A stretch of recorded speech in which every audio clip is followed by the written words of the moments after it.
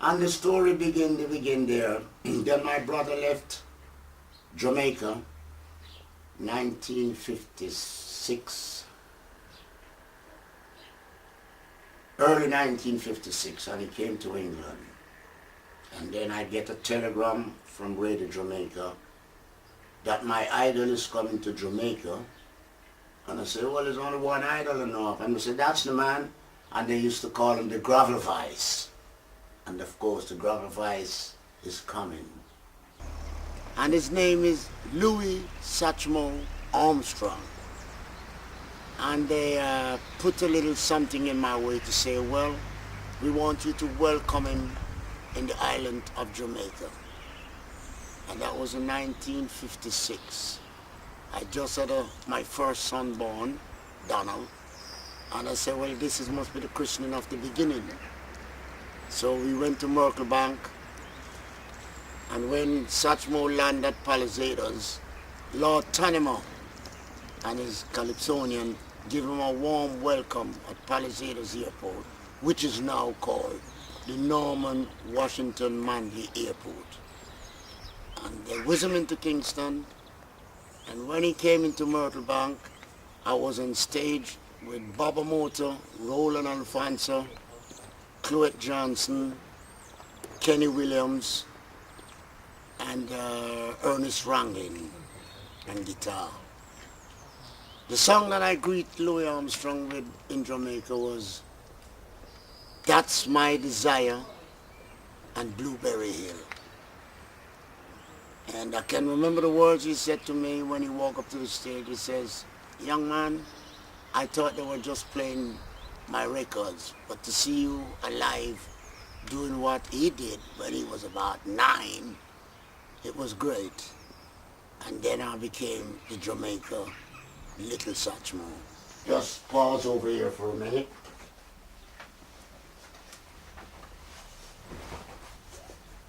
This is Louis Armstrong, Sr., and this is Baby Satchmo, Sr. And this is the first ever time I meet him in Jamaica, 1956. Welcome him into Jamaica. And from there my career get more heated. The 300-year celebration had finished after 2 years, and I was top of the bill. Well, after the middle of the 56, things began to dry up. Not much music going on. You have to go to the North Coast. Sometimes there was not much work at the North Coast, and my brother sent me a letter and encouraged my mother to say, let him come to England with me. So I left the shores of Jamaica on the 6th. No, I left there March and arrived in England on the 6th of May 1957.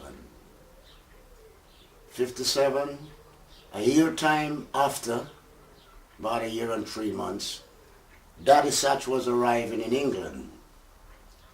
And the only way I could get in was by buying the newspaper named The Melody Maker, which was advertisements of whatever venue was taking place in and around London. And I bought the first ticket for the first show, and I went in with this photo. And after the first show, they had a second show, and I made my way around to the back entrance and used this photo as my pass. And when I get to the security at the gate, I says, I'm a member of a band to meet someone, and I show him this photograph, and he says, stick around. And right away coming along the hall was Trammy Young and Edmund Hall, who plays clarinet. Trammy Young is a trombonist. And he says, hey, the young cat is on with us, let that man in. And when they took me in, straight to Pops, they used to call Louis Armstrong Pops. They said, come on Pops, this guy's following you around the world. And I've never been in a bigger dressing room than what I see. And inside the dressing room was 12.5 great people, all millionaire. I was a poor, even Satch was a millionaire.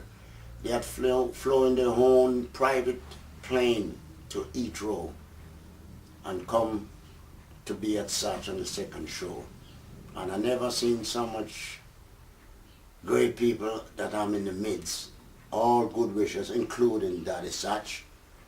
And he gave me such a warm welcome that I feel so proud that, and then from there I begin to drift along in the music scene, going down by meeting Joe Harriet and Winston Roach and quite a few of the top Jamaican jazz musicians in Carnaby Street. They used to have a jazz club down there. And that place, after it becomes a jazz club, I went down to the Flamingo. And then they closed the Carnaby Street. Never closed it. It was sold out, taken over by some other rich folks. And then they bring Count Suckle,